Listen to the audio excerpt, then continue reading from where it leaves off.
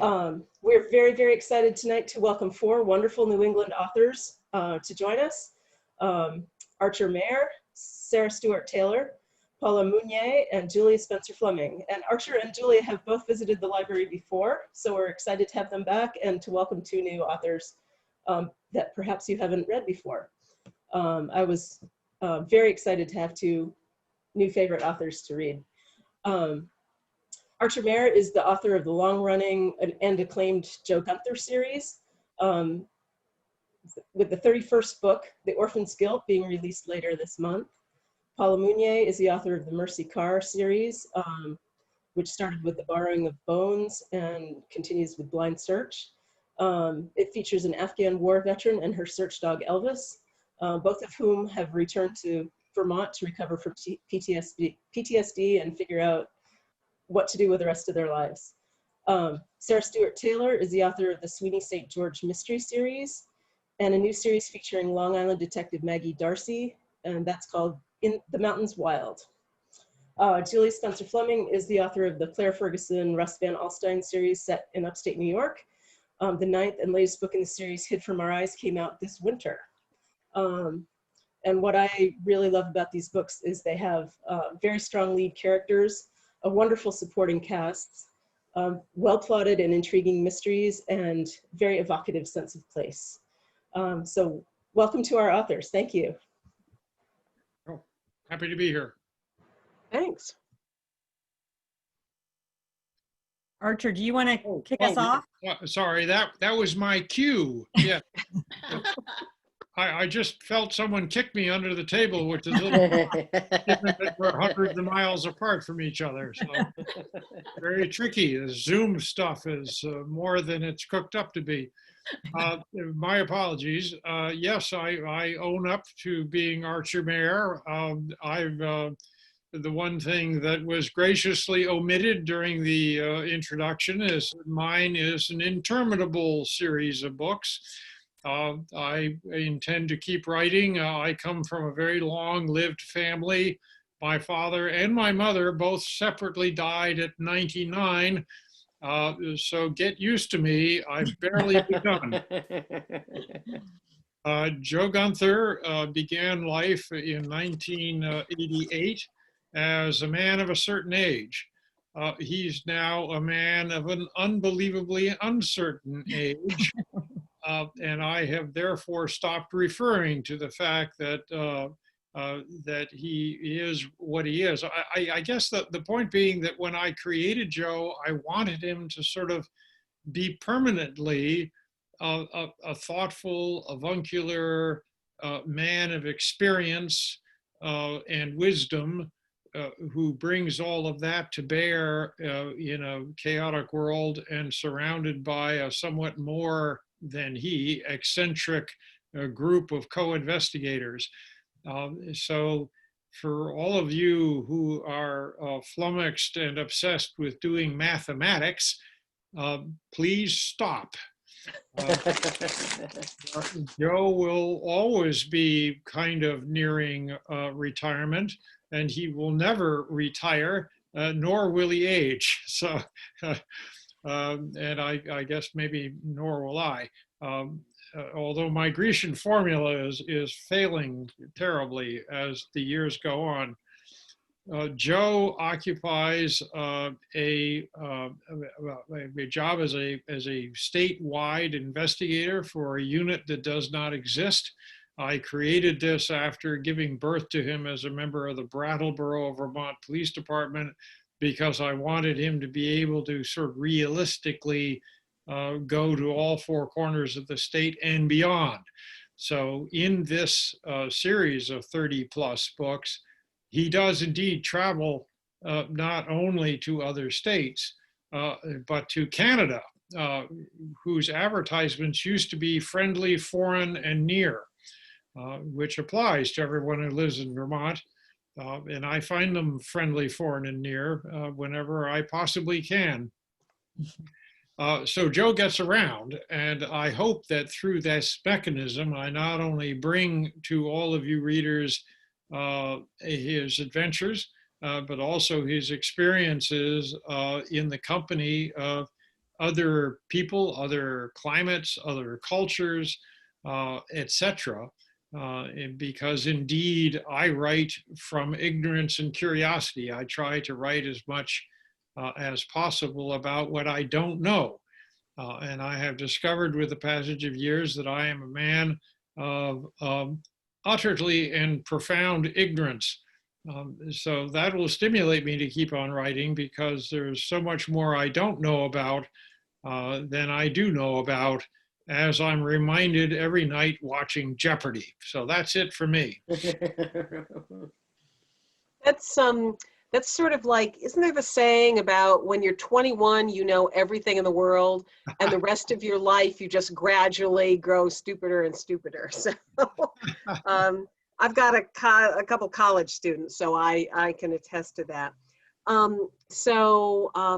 What do? I write a series that honestly, I have to own up, and Archer's heard this before, was influenced by reading Archer's series. I wanted to do something that was really rooted in locale, which is something that all four of us really emphasize a lot, that location being almost as much as a character. And I did not make up a statewide criminal bureau for my characters. I made up a small town in upstate New York, somewhere right on the confluence of the Warren and Washington and Saratoga County lines. And I did that because I wanted to write about a place that was very much like the town where my family comes from and where I spent an important portion of my youth. But when I wrote about Miller's Kill, I did not want people to be able to tell me, send me angry emails and say, you got this wrong. The Stewart's is on that corner as well. The Stewart's is wherever I say it is in Miller's Kill, which is a great relief. So I am up to 9 books in my series, which follow the chief of police of this small Adirondack town and the town's female Episcopal priest. And they start out as good friends, and they get to be much better friends, and now they're such friends that they have a baby now. So I like, when I'm writing, I tend to really, really start and focus on character. So there's an awful lot about people's relationships and what they're doing, and catching up with old friends, which hopefully is what people like. I know what I like as a reader in so many series is to feel like I'm getting back together with old friends. I'm saying, oh, let's catch up with what's been going on in this town or in this police department. And, I think like a lot of us, I try to write what I like to read. I once said to somebody, if someone else would write the Claire Ferguson, Russ Van Alstyne mysteries, I wouldn't have to. I just want to read them, and so I have to write it. So we'll see. Maybe I can talk Paula into writing the series for me. What do you think, Paula? Well, as you very well know, you were my big inspiration for my series. I wanted to write a series that had that same sort of his and her points of view, and that had this complicated relationship and a strong female character. And you were certainly my inspiration, one of my favorites, as Archer was with Vermont, and as Sarah was with her series. So I as an agent and as a writer, I love crime fiction. I've read so much crime fiction. So when I sat down to do it, I had all this, fabulous reading behind me, and it really has informed my work. So I said, I want to be Julia Spenser-Fleming with dogs. So I added dogs. So I wanted to write that kind of sort of small town, relationship-based, character-driven setting kind of story. And I had done this fundraiser for an organization called Mission Canine Rescue. And what they do is they take the bomb sniffing dogs, the military working dogs, who are defense contractor dogs, which means they're not army dogs, which means after their service, they could be abandoned. and in kill shelters, and that's what happens. So what this organization does is they rescue these dogs and they find them forever homes after they've completed their service to our country. And I met these dogs and I met their handlers and I fell in love with them. So I decided that my heroine would be a veteran and she would inherit one of these bomb sniffing dogs when her fiance is killed in the same battle in which she is wounded, and Elvis, the dog, gets PTSD. So they come home to Vermont to march off their grief. And that's the inspiration for the series. For this particular book, Blind Search, which is the second book in the series, was inspired by a true story of a real life rescue of a little boy with autism in Vermont. And of course, he was rescued, all home safe and sound. One of those great stories, thanks to the first responders and the dog handlers and the dogs who found him. And I thought, as a mystery writer, I thought, oh, what if a little boy with autism was lost in the woods and witnessed a murder? And I was off and running. And I get to put everything I love in my books. I get to put Vermont and New England and dogs. We just adopted a puppy who's a Malinois mix, just like Elvis in the books. And that's been so much fun. So, for me, it's just writing what I love. And like Archer, what I don't know and have to find out, and that's half the fun. And I know, Sarah. Well, I am so happy to be here. I'm Sarah Stewart Taylor, and I live just up the river from Archer in Vermont. And I write, I wrote a series, and perhaps we'll return to that series at some point, about a young art historian who specializes in gravestone art. And that was the Sweeney St. George series. And those books really were sort of inspired by some specific New England settings that I wanted to explore through the lens of funerary art. And if you don't know what funerary art is, it's all kinds of art that human beings have created to process death and grief. So gravestone art and mourning jewelry, and if you go to other parts of the world, there are amazing examples of funerary art. But I had a lot of fun writing that series, and my new series wasn't actually meant to be a series at all. So it's a series that surprised me. The Mountains Wild, it was inspired by a real life disappearance, a really tragic disappearance of a young American woman who was living in Dublin, Ireland in the 1990s. And just like her, I moved to Dublin, Ireland in the 1990s. I had grown up on Long Island like her. And her disappearance, which has never been solved, just sort of, it just kind of haunted me for many, many years. And about 3 years ago, I started trying to figure out how to write about it in a way that felt respectful and that felt authentic to my own experience. I knew that I couldn't write a novel about an Irish detective because I wasn't Irish. I'm not Irish. But I had the experience of being an American living in Ireland. And so I created my detective, Maggie Darcy. When the Mountains Wild starts, she's a recent college graduate. She's working at her uncle's bar and trying to sort of figure out what she's going to do with her life. And one night, she and her uncle get a call that her beloved cousin, Erin, has disappeared in the Wicklow Mountains in Ireland. Erin had moved to Dublin somewhat impulsively the year before, and she and Maggie have a very complicated relationship. And so Maggie goes over to Ireland to see if she can figure out what happened. She can't. There's no trace of Erin. And then 23 years later, new evidence is found, and Maggie returns to see if she can solve the case once and for all.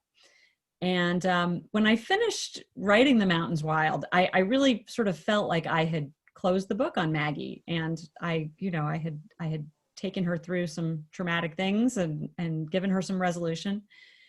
And when my editor said, what do you think this could be a series?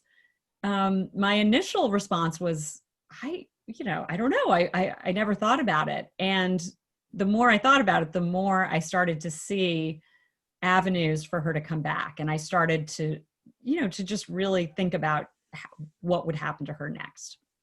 So I've just finished the second book in the series, and I'm really excited about it. It's called A Distant Grave, and it'll be out next year.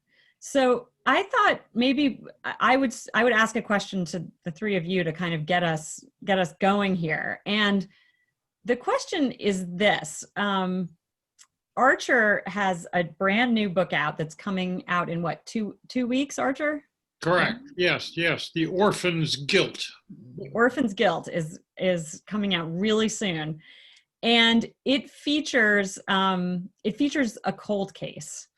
And I thought it would be fun for us all to talk a little, because I think all of our most recent books deal on some level with cold cases and mysteries where you have to go back into history to figure out what happened. I love cold case mysteries. They can be challenging to write. And so I want to open it up to the three of you. And Archer, maybe you could start us off. What made you choose a cold case mystery for this book, and what was the experience of writing it like?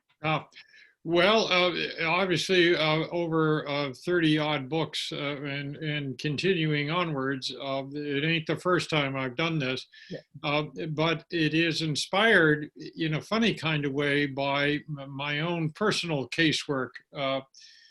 Unusually for someone who writes these kinds of books, I actually have a background in investigations.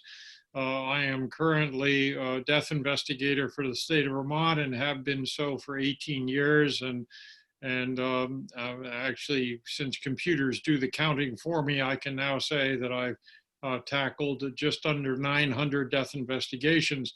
Before then, I was a police officer and used to do sex crimes against kids cases. I also homicides and other major crimes for both the state's attorney and a special unit in the southeast corner of the state of Vermont, along with some municipal work when I cut my teeth as a patrol officer many years ago. So I'm retired now as that, but this is all to say that there are certain presumptions that I go into, and one is that every single case of now, well, okay, if you combine everything, including the EMS cases and the fire cases I used to investigate, well, way over 1,000 or 2,000 really emergency calls that I've been gone on, you assume the worst, and then you go down from there.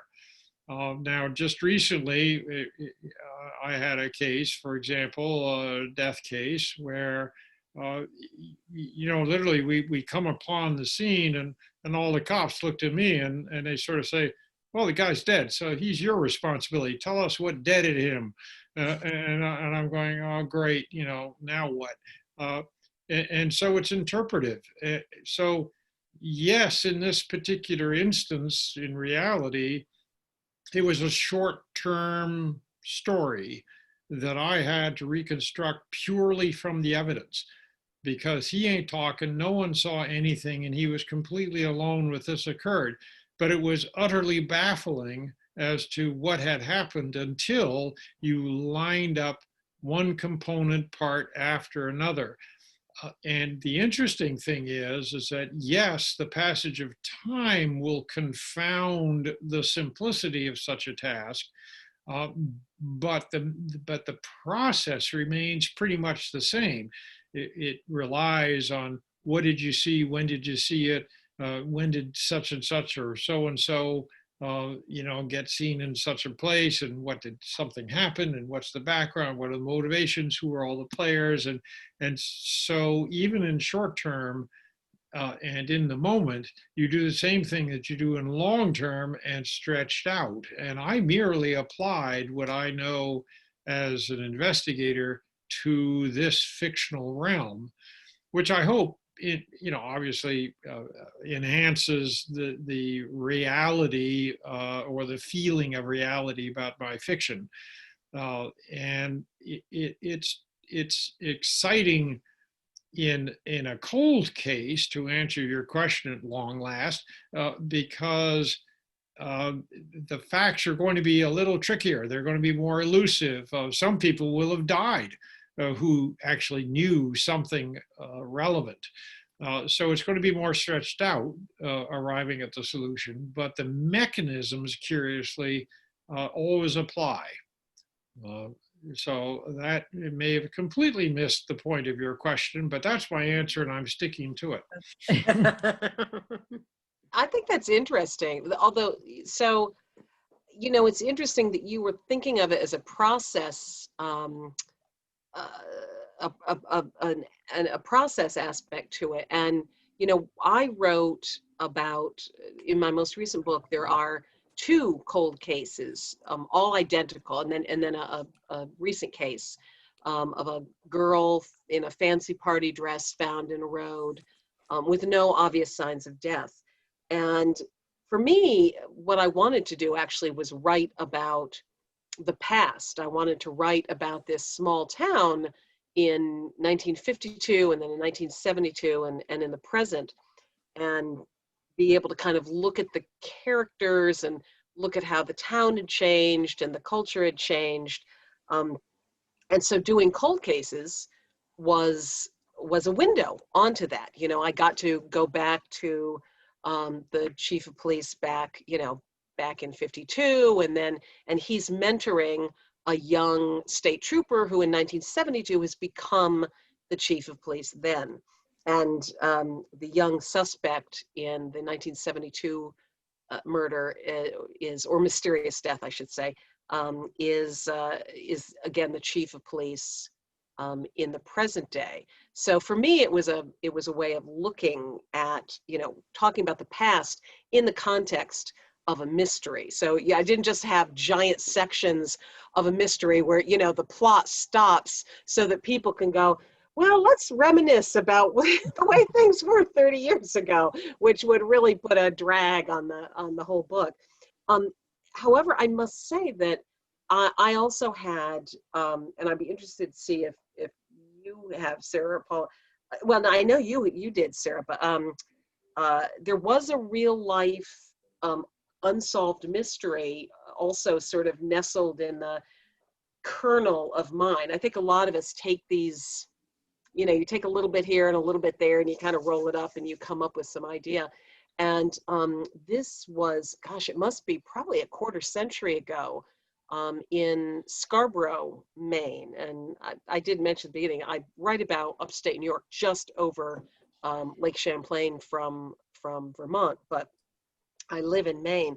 And anyway, it was a young woman who had gone to a friend's house. At the house, there were 2 sons, and she was, you know, high school buddies with one of them. And at some point, they said she had left to walk back home. And then early the next morning, her body was found barefoot in the road. Both the boys were investigated and nothing was ever, you know, found out or charged. And it is to this day, to my knowledge, unsolved. But I think the image stuck with me, that image of a young woman barefoot in a road, you know, with this inexplicable death, which, you know, hers had they never said what had killed her, certainly not in the news accounts that I read. And so we take these little bits of real life and we use them as this, what do oysters have? A grit, right? A piece of sand, and then we become pearls. Unlike your poor woman in the ditch, right? Yeah, exactly. Paula, what about you? You were just saying that your new book that will be coming out next year features a cold case. Yes, it does, and I hadn't done that before. I hadn't done a cold case. I mean, I'd had, you know, cold cases, but not structured so that I actually had scenes set in the past. I hadn't done that. And so this was the first time I did that for this book called The Hiding Place, which is out in March. And that was a challenge for me. I wasn't sure how to do that So of course I just reread all my favorite writers, all of whom are here tonight.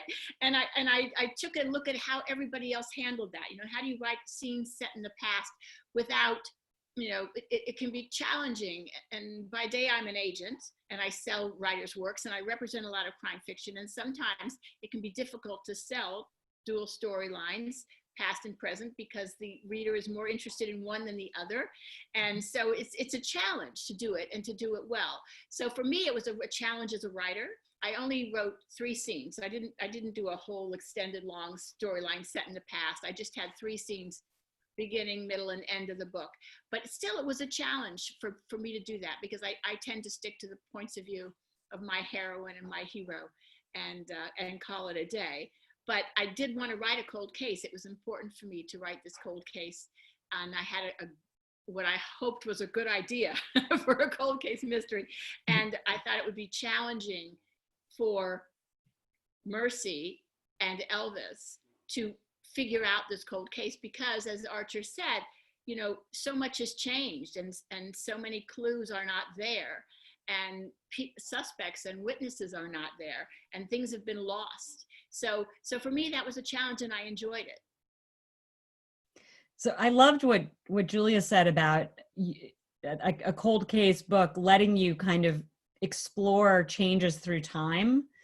And for me, that was very much, I think that was one of the things that drove me to write a book that unfolded in 2 time periods, 23 years apart. That I got to explore both how Ireland had changed, you know, from the 90s when I was living there as a younger person, and then more recently as I've started traveling back there more frequently, but also how my main character had changed over those 23 years. You know, it was almost like by going back and investigating a cold case that was very personal to her, she was sort of mining her own personal history and kind of, you know, going back to who she had been as a young woman in her 20s. And I think that was really fun too. If there are questions and answers, what do you all think? Should we take some questions and answers, or is there anything you all want to bring up? I want to know, Paula, is Mercy's sort of kind of romance with her handsome forest ranger beau going to be advancing any in the 3rd book? Yes, she will. It will advance. I mean, there are some very Julia Fleming, Spenser-Fleming-esque, you know, breaks in this relationship along the way. But it is, you know, like any relationship. I mean, I divorced my second husband and remarried him 12 years later. So, you know, relationships have their ups and downs. and Mercy's and Troy's do too. But yes, in the 3rd book, there will be, I think readers will be a little happier with you need to make them suffer. You need to make if you've got a relationship, they should suffer, and your readers have to suffer a little bit along with it. Sorry, readers, but Archer, do you agree with that your characters have to suffer in romance? No. No, mine. I mean, I'm rather broad-minded there. I was laughing because Joe Gunther had a quote-unquote girlfriend, which is always sort of amusing for people of a certain age, and they moved on rather agreeably in other directions. She's gay now, so they're not getting back together unless I really dive through several rather complicated hoops. And he's moved on also, and now his present inamorata, and he work rather closely together on cases. She's a pathologist, and I'm rather happy that they get along well. And, I guess I have of the 4 investigators, I guess I have 3 who are entangled in relationships. Oh yeah, so I guess 2 of the 4 are with each other. I was trying to do the math and going, hang on, I'm missing someone. Oh, that's because they sleep together. So But they all get along rather well, and they problem solve and whatnot. So I guess I think that the world is hard enough without coming home after a day of standing over bodies and duking it out with your significant other. So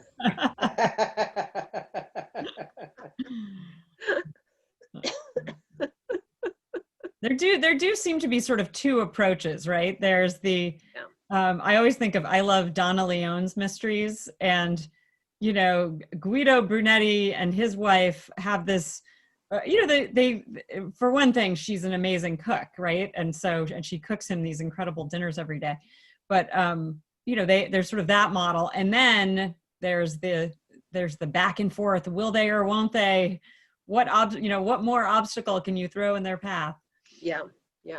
Well, I think, you know, one of the sort of hard-headed reasons, in my case, to have a romance being a strong part of the story, is that's the B plot. You know, the A plot is the mystery.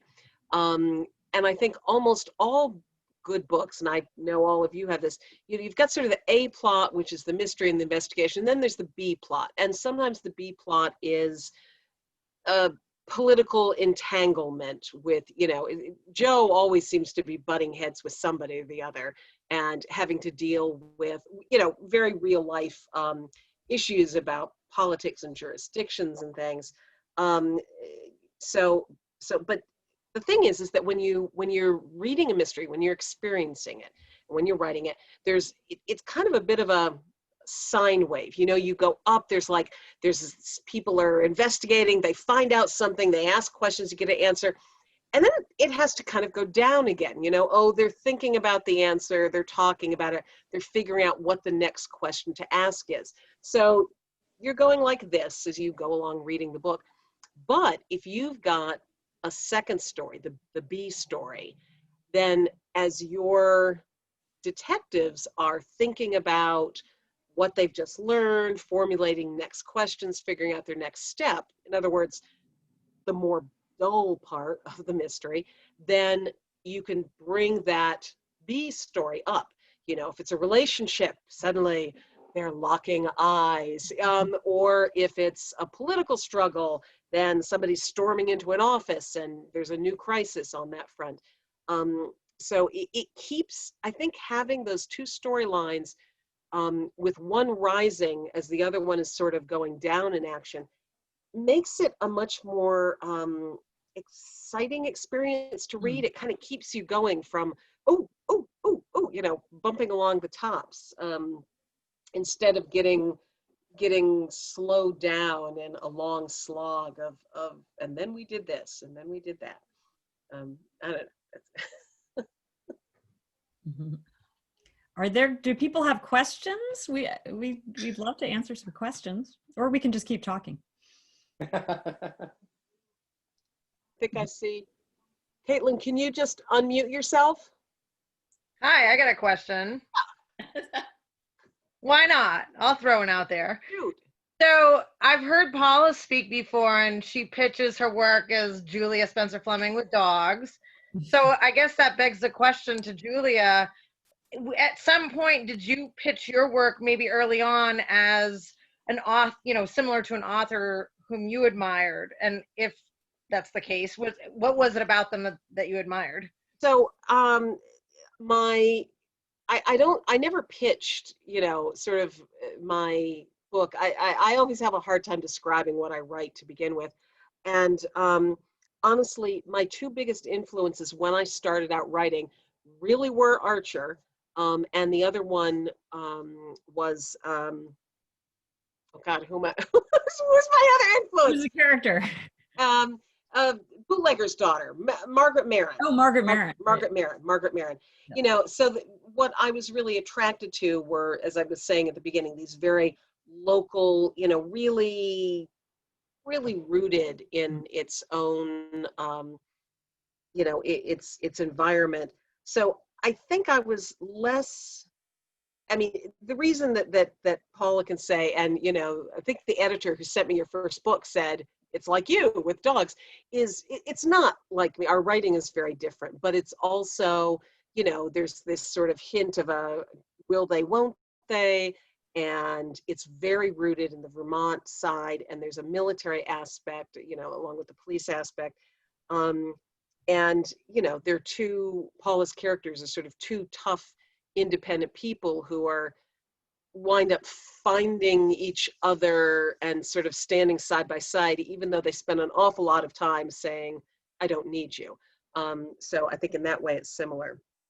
But I think what I was just trying to do was emulate. When I started out, it was like, okay, who can I fake that I'm like so that people will read my book? Well, I just want to say that, you know, I aspired to write like Julia Spenser-Fleming. And as an agent, I know that I pitch books all the time. I pitch my clients' books, right? I have to be able to pitch a book. And so I knew that my own agent would expect me to be able to somehow pitch my own book. And so I had to come up with something. So it was kind of, you know, a daring thing to say, Julia Spenser-Fleming with dogs, but people knew what that meant. They knew that I was aspiring to write like Julia and aspiring to write that kind of character-driven, strong setting, you know, New England kind of story, right? And Julia writes one of my favorite series of all time, right? I mean, it's, in my mind, in terms of no, it's true. And anyone who's read Julia knows why, you know, but in my mind, you know, I was following a tradition that I put people like Julia Spenser-Fleming and Ellie Griffiths, if you read her Ruth Galloway series, the same kind of thing. Wonderful writers, strong female characters, and worthy men in their lives, even if they come and go, right? That's what I was trying to do, because I think all strong women need a worthy man. So we've got a question in the comments from Dottie, who wanted me to ask about why I created a character who's both a minister and a female helicopter pilot in the military, sort of former and then later. And she wants to know from you, Paula, did you have experience in the military, or did someone you know have experience in the military? You want to hit that? Well, I was raised in the military. My dad is a retired colonel. I was an Army brat. So I was raised in that life. So I feel like I know that world. I know the world of the military. And I also feel like, you know, the pressure would have been on me as an only child. The pressure would have been on me to go, to pick my academy and go.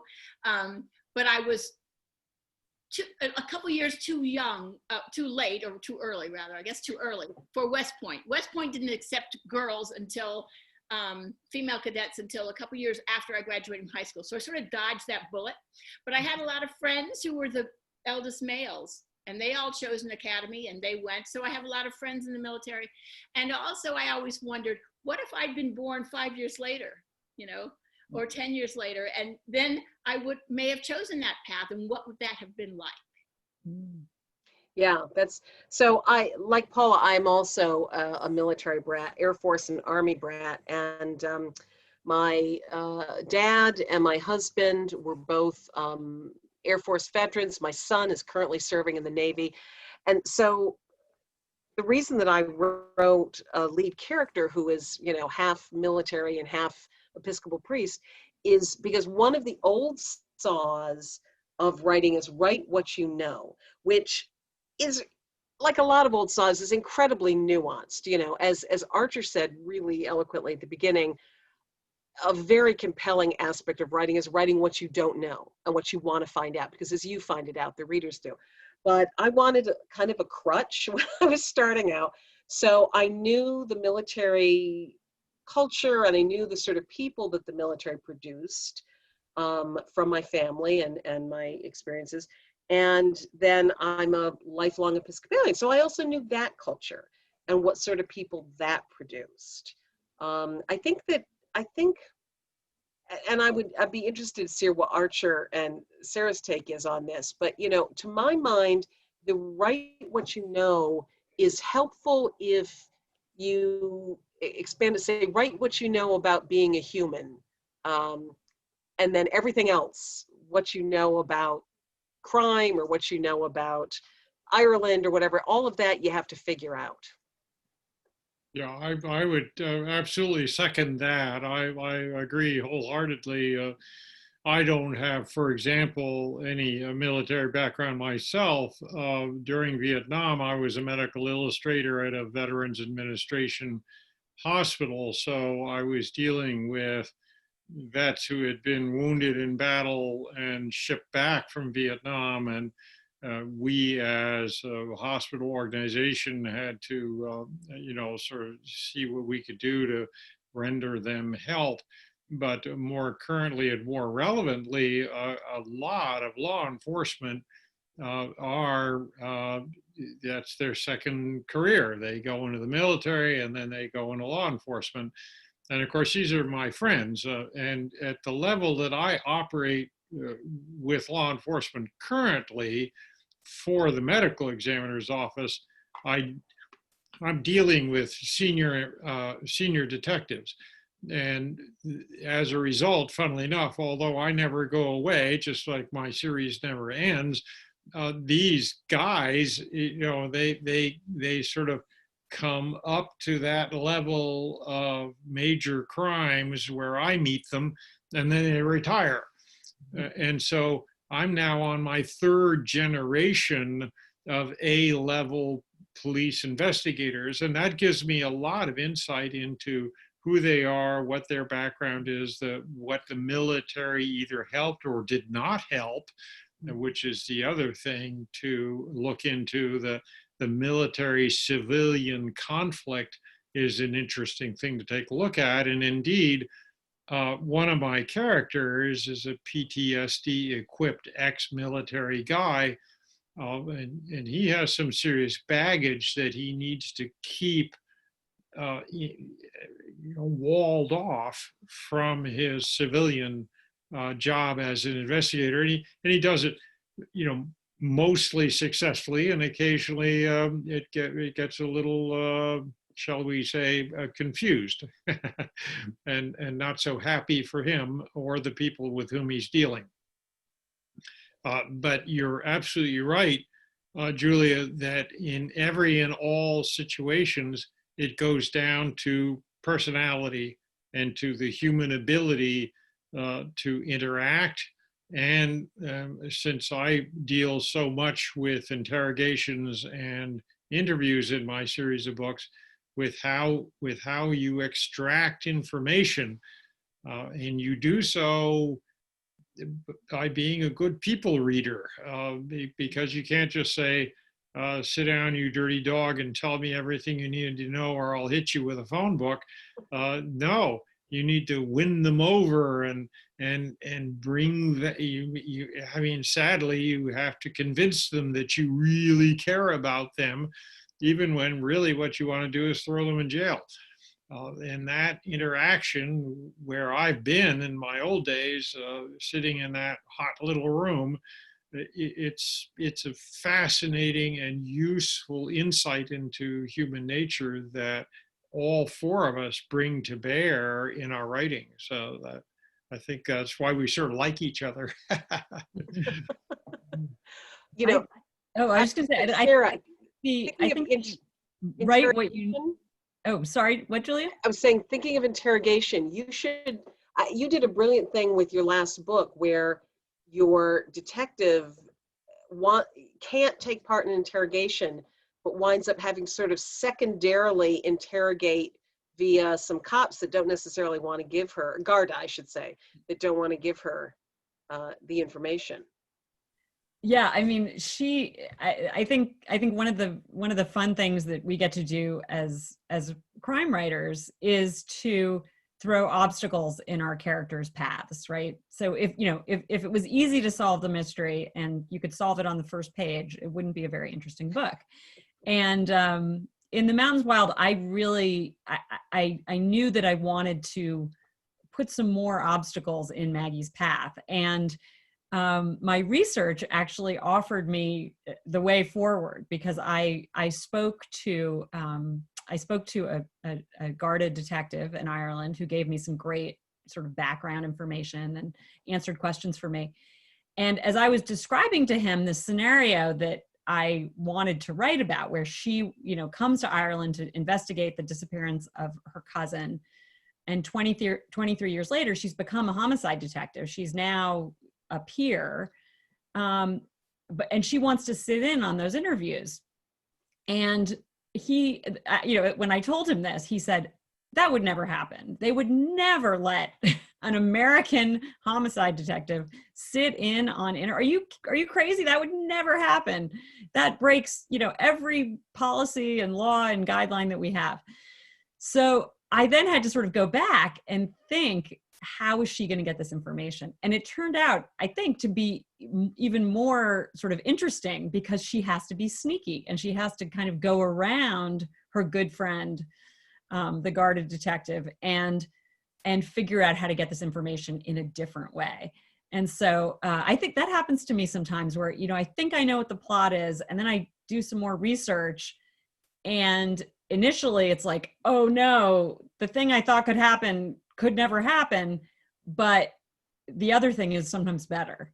So I don't know if that's ever happened to all of you, where you've sort of had research blow your plot apart.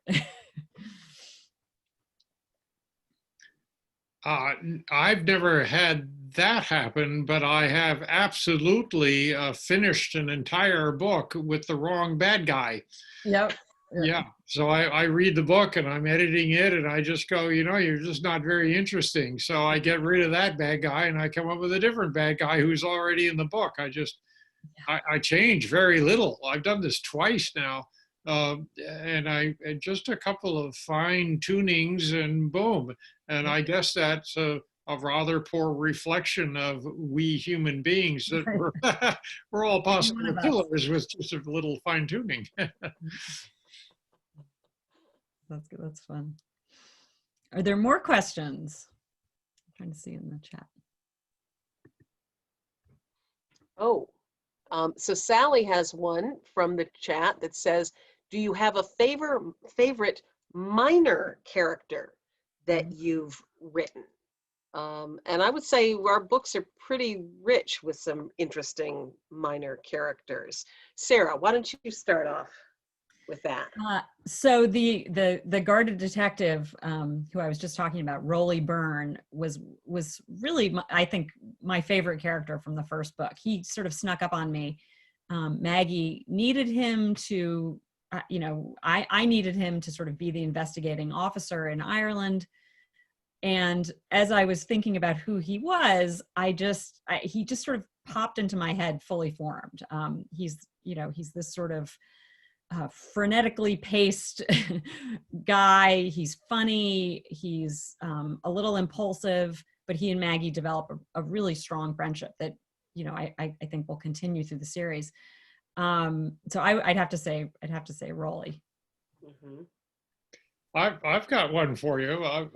Not to monopolize, but I have this potentially incredibly creepy guy, and a book was named after him called Tag Man. And Tag Man was this deeply eccentric fella who breached people's home security systems while they were in the house to tiptoe around. And he would leave a Post-it note right by their bed, so that when they woke up in the morning, they would see a Post-it note that said, "You're it," as in tag. He also went into the refrigerator and he ate something of yours, but otherwise you couldn't discover that he had done anything untoward. And a lot of people kind of went, "Oh, how disgusting. Did he go into my underwear drawer?" No. He was not creepy that way. I mean, I almost like, isn't it creepy enough that he did what he did? But parenthetically, it turns out that he also went into your cell phones, your computers, your laptops, and he put in bugs that stole information without you ever knowing, and brought that information to him, and furthermore passed those bugs along to whoever you communicated with. So he's got a virus that he spreads, and he just sits very quietly in his room and gathers all this information. So he's become an NIA, but a one-person snoop. And so this book came and went, and I just couldn't get him out of my head. And so his name is Dan Kravitz. And in the series, he has a daughter named Sally Kravitz. And I'll be damned if she isn't now, many books later, one of the major characters in the series of books. She's a private investigator. She was trained by her father, but instead of taking this remarkably untoward career path, she went down the straight and narrow and follows the rules and regs and is a highly regarded private eye. So that one just ran away from me. I never saw this guy developing into what he currently is. It's nice when you've got that sort of thing happens. You know, if you're working with a big enough cast of characters, some of them just really thrust themselves forward. I have somebody like that who, young cop named Kevin Flynn, who starts out really as just sort of the goofy 21-year-old foil to the experienced, mature police captain, the police chief. I mean, literally, the kid was like sworn in, 3 days after he was legally eligible to. But we have seen him sort of get older. He's gone from 21 to 28, and he just sort of went from being this funny little sidekick to being a major character. And now he's got his own tormented romantic storyline, since that's what I do. And it was interesting the way that just sort of unfolded and opened up like that. How about you, Paula? Well, I'd have to say my favorite characters, I don't even know if they're the minor characters, are the dogs. I love the dogs. Right, of course. I have dogs in every book. So I have my Elvis, who's the bomb-sniffing Malinois, the fierce, protective, smart dog, and who's Mercy's companion. But then I also have Susie Bear, who's the game warden, Troy Warner's his search and rescue dog, who's a Newfoundland Retriever mix. And then in every book I get to add a dog. And that's part of the joy, is researching all the different kind of service dogs, all the fabulous things that dogs do for humans. In Blind Search, of course, the little boy has autism, and there are autism service dogs. So I managed to weave one into the book. So for me, it's the dogs. Yeah, the dogs are fabulous. But I have to say, I really admire. It's hard to write dogs. How am I going to put this? The dogs are kind of almost like major characters. They're right up there with the hero and heroine, and to have them really fully realized and see their kind of canine personalities, but they're never like Rex the Wonder Dog. I mean, they're always very real dogs that are interacting with people in a really real fashion. And you do that and you make it interesting and absorbing. So, I think it's one of the best parts of the books. Oh, well, thank you. I try. I have a lot of dogs, so. Yeah.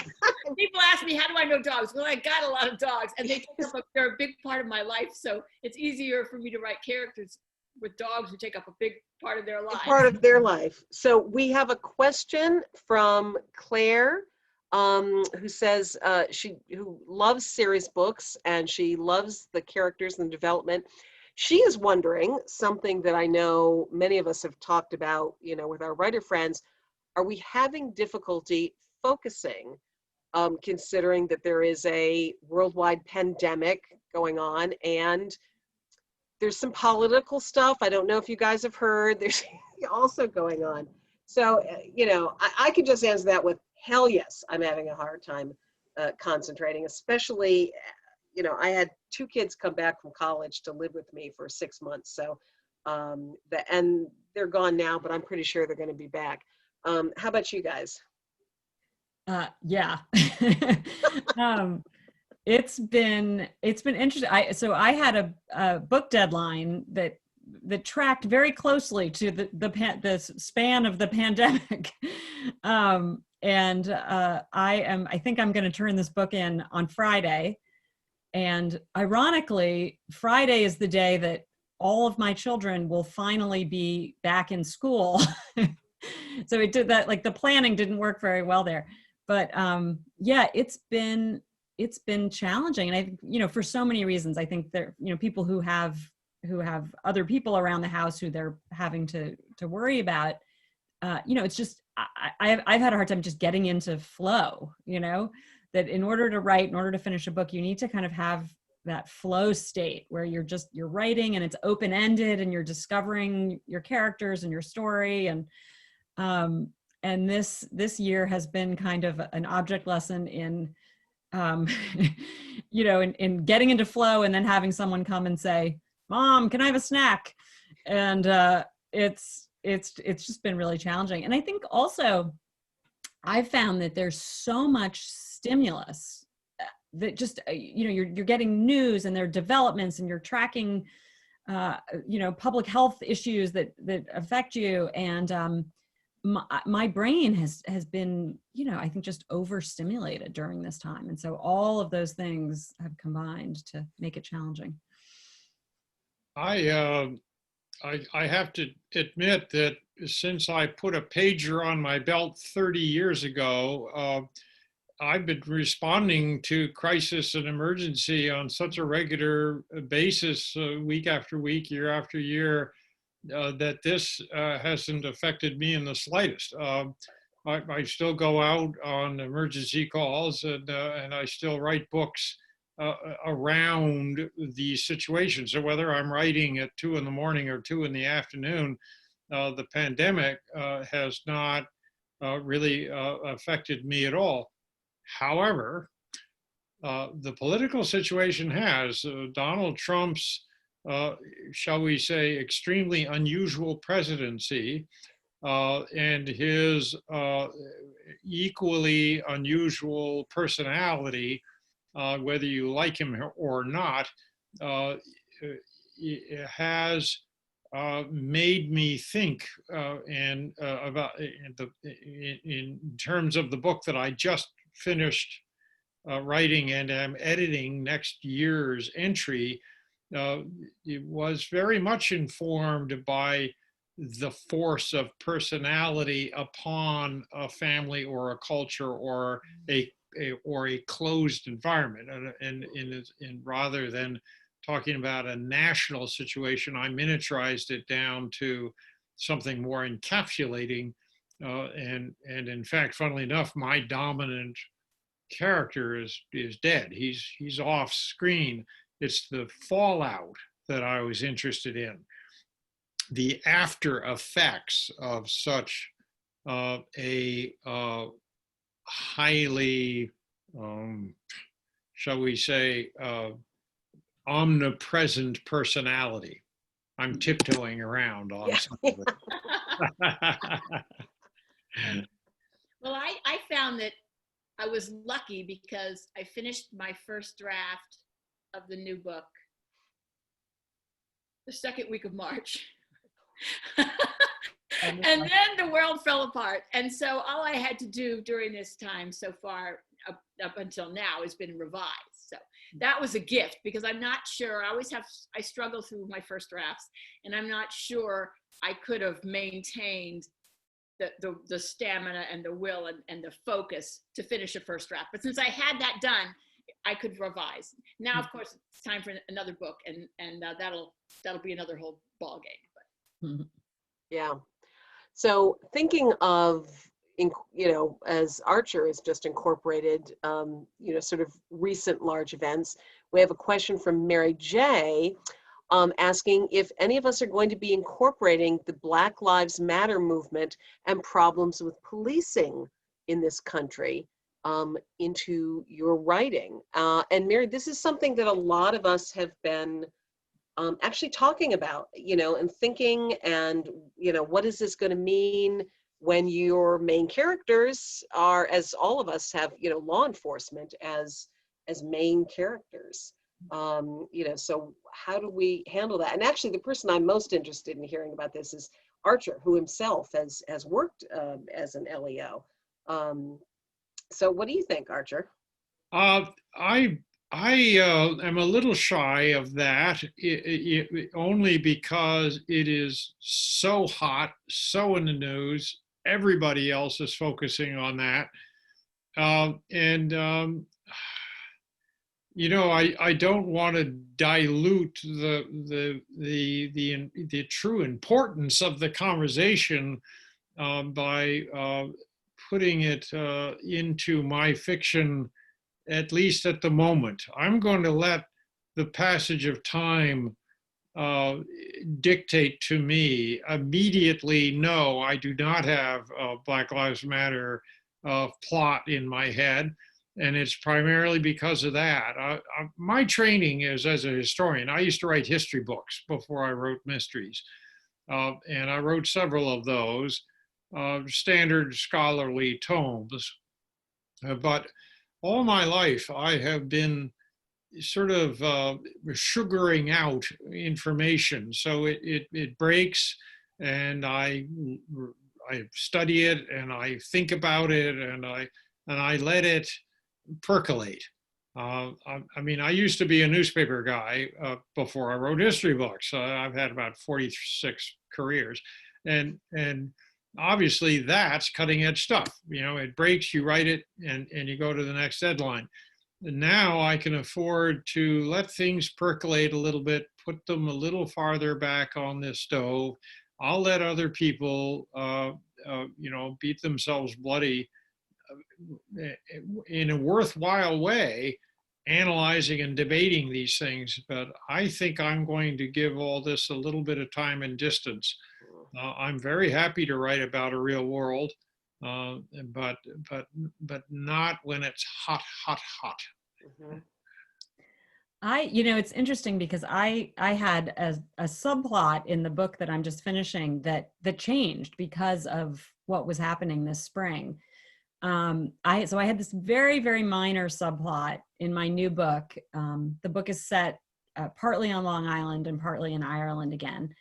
And on Long Island, there's been, as you've probably all read, there's been a lot of focus on the MS-13 gangs over the last, 5 or 6 years. And there have been some awful crimes. There have been some ways in which I think that those crimes were used for political purposes, shall we say. And as it had just been this tiny thing, but watching everything unfold this spring, I really felt a responsibility to not just portray, these kids who had sort of gotten mixed up with a gang, in a one-dimensional light. And I spent a lot more time going and researching, why MS-13 got started in the first place, and how US involvement in Central America was part of,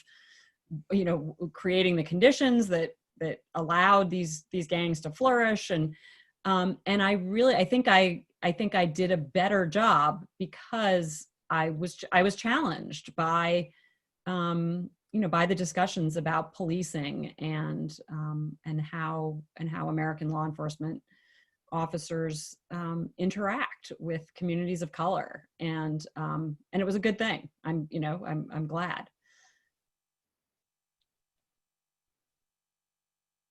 Let's see, do we have anything else? Well, I was looking for that one. I was going to say, so I've been thinking about this, and really pretty much coincidentally, the book that I'm working on right now, the 10th Claire and Russ mystery, has sort of the major plot point is about white supremacists, which exist in I write about a very rural place, and they, in fact, they're folks thriving in very rural places. It's not necessarily an urban issue, and I do think that certainly I want to look, as I go forward, and I know other mystery writers do as they go forward, sort of looking about how we can portray a real rounded view of what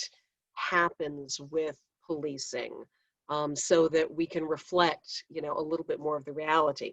The fact is that if you're going to have mysteries and you want to read mysteries, you're going to need a lot of cop characters, because those are the people that we've charged with investigating our mysteries. So, you know, we need them around. We need our fictional law enforcement friends. But, you know, I think that there are ways that we're going to be able to reflect that. I do agree, Archer, with you in that I think there are just some events that happen that it just takes time to digest and kind of percolate and really figure out what it is that, you know, you individually have to say about it. Folks have been asking us all, I know you've gotten these questions too, are you going to write about the coronavirus? Are you going to write about, you know, the pandemic? And I think for a lot of us, the answer is someday, maybe. Yeah, maybe not. Yes, right. Yeah. See, Yeah, I've never been so glad. My book is set in 2016, and so the series sort of unfolds from 2016. And I'll tell you, I'm really glad that I wasn't setting this book in 2020. I think it's very hard to know, first of all, how it's going to, all of this, you know, it's just 2020 has been a year for the books, right? All of us have been writing, we all write fiction. None of us could have written this year. This year has been, you know, completely wacky and weird and unpredictable in practically every way. And everyone I know has had not just, you know, just not just sort of global challenges and national challenges and regional challenges, but personal challenges, right? That have come because of the pandemic, because of Black Lives Matter, because of all the things that are going on. So I think it's very hard, at least for me. I can't write in the middle of this. There's no eye of the storm for me. It's just the storm. So I have to wait till the storm settles, and I have no idea how it will affect my writing or my plotting. I'm just like, I have no idea what's going to happen. You know, nobody knows. So I think for me, it would definitely be premature to tackle any of these issues because I just don't know. I'm still in the storm. Yeah, you wouldn't believe it if you read it. I mean, by the time you got to the chapter with the murder hornets, you'd just be shutting the book and saying, oh, no way, come off it. You wouldn't even make it to the killer wildfires and the multiple hurricanes. So I'm looking, so folks on camera, anybody else have a question you don't want to put in the chat? You can just unmute yourself. Mm-hmm.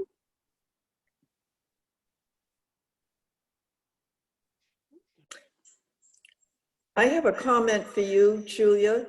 Oh, okay. That I believe it was you who talked about character development and wondering what's happened with the characters and where they're going to go. And I was just so thrilled to have your characters come back because I had been wondering what happened in their lives. So thank you. Thank you. Thank you. That is a, I love to hear that. You know, I think one of the most rewarding aspects of writing novels is when your characters start to live in other people's heads. You know, they start out just as a fiction of your imagination, and then you wind up having conversations with readers as if they're real characters. And you realize they've taken on a life that's not, you know, it's above and beyond what you've given them and what's in the books. So that's a great pleasure. Thank you. Well, I have a question then especially for Archer and Julia, because, you know, I'm on book 3 of the series and keeping a series fresh, because we do, those of us who love to read series, we want to keep seeing, you know, Joe, and we want to keep seeing Claire and Russ. But I know as a writer, as a reader, I want to read about them all the time, and I want them to go on forever.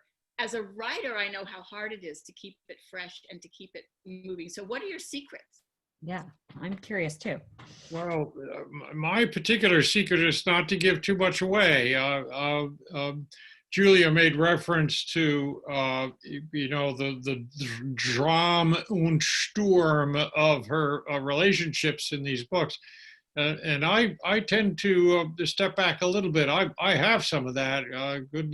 Lord knows, with a character like Willie Kunkel, the fur is going to fly on a regular basis, especially over such a long series. But oftentimes my primary characters are pretty stable and steady and ongoing, and they're going to let the action dominate the scene, as oftentimes happens in reality.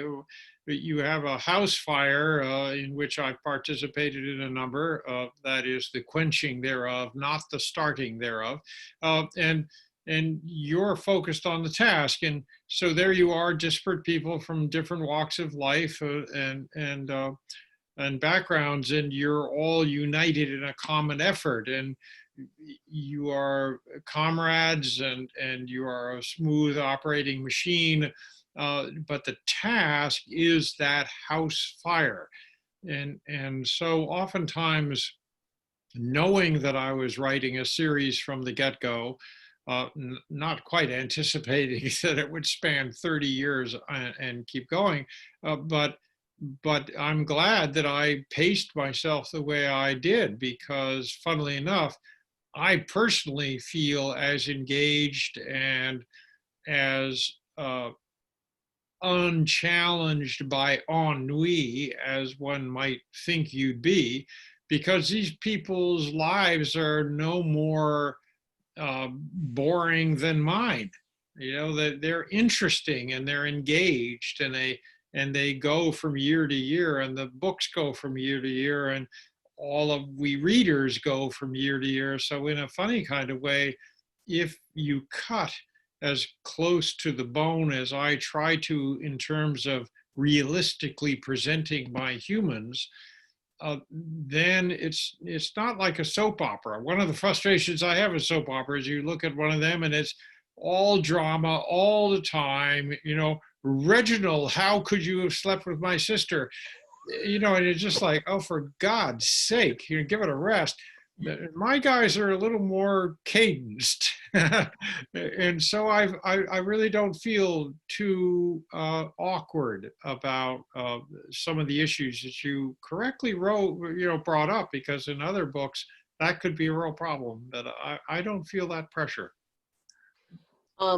So I would say I use something that I've seen Archer use that he didn't mention, which is having it when your series is long running, if you have important secondary characters, there are books where you can sort of let your primary characters step back a little bit and the other folks. So there have been a couple books where Willie and Sammy take the lead in investigations, which keeps things fresh. Then we get to see things from those people's point of view.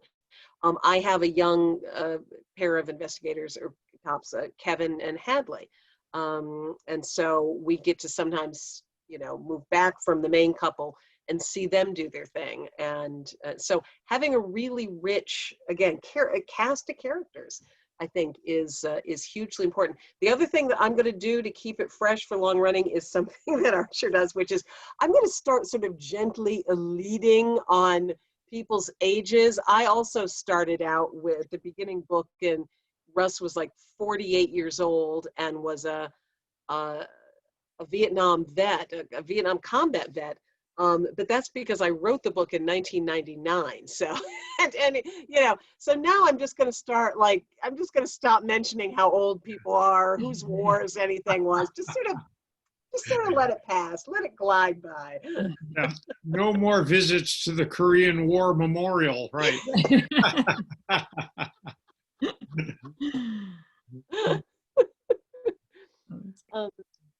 Okay, so we've got Angela, who is asking, do we put ourselves and our personalities into our main characters? Are they in any way representative of you? Sarah, I think this is a really good question for you, because you had the same experience, when you were younger, that your main character has when she's younger, that is going and living abroad, right?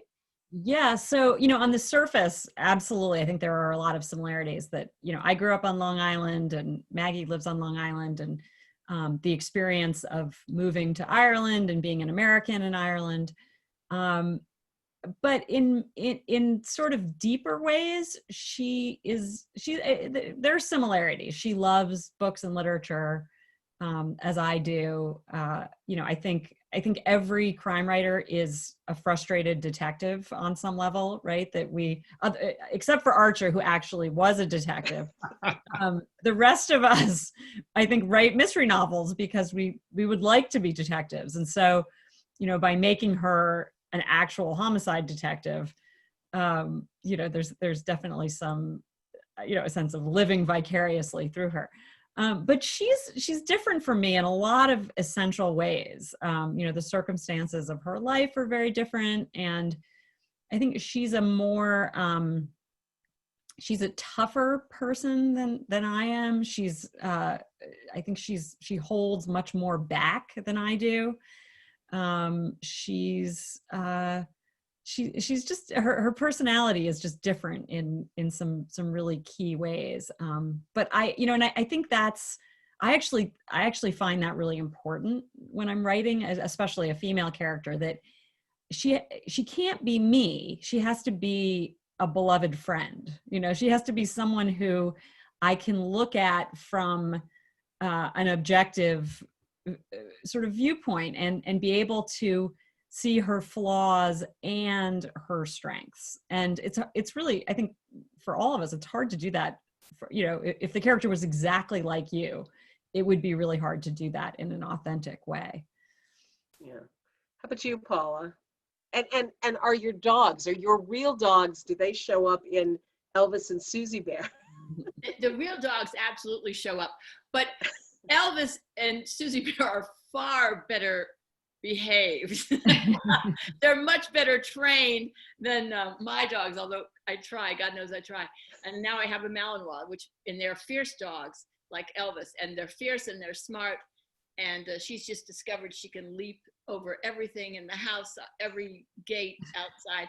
So so I have my work cut out for me. But I do think that as a writer, the glory of being a writer is that you get to lead other lives. It's like, if I were a 29-year-old, former military police woman who'd been wounded in Afghanistan and fell in love with the game warden, this is who I would be.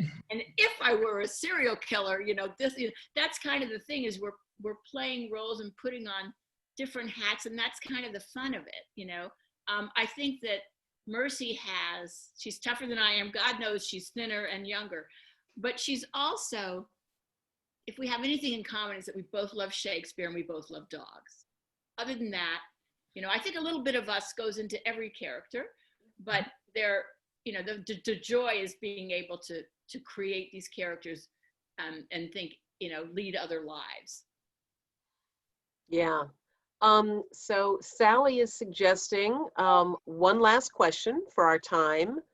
And Claire has one that I think we can all answer in the same way, which is, do you consider your story location a character? Oh, sure. Yeah, I mean, I'll instinctively say yes, absolutely, totally, completely, utterly, and otherwise not at all. Don't hold back, Archer. Don't hold back. Right. No, I mean, I moved to Vermont, a long time ago, and immediately embraced the state, and immediately recognized that place should be paramount. It occurred to me very early on that when any two people meet, after in the old days they shook hands, which of course we no longer do, one of the first things that you do are to say things like, "Oh, interesting accent. Oh, where were you from?" And I think it goes back to, "Oh, I come from the cave of the valley. Do you come from the cave of the mountain?" We have always been stamped by our backgrounds, our clan, our appearance, our accent, and whatnot.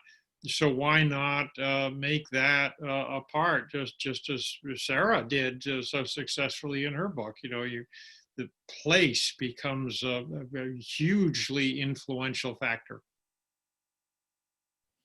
Thank you, Archer.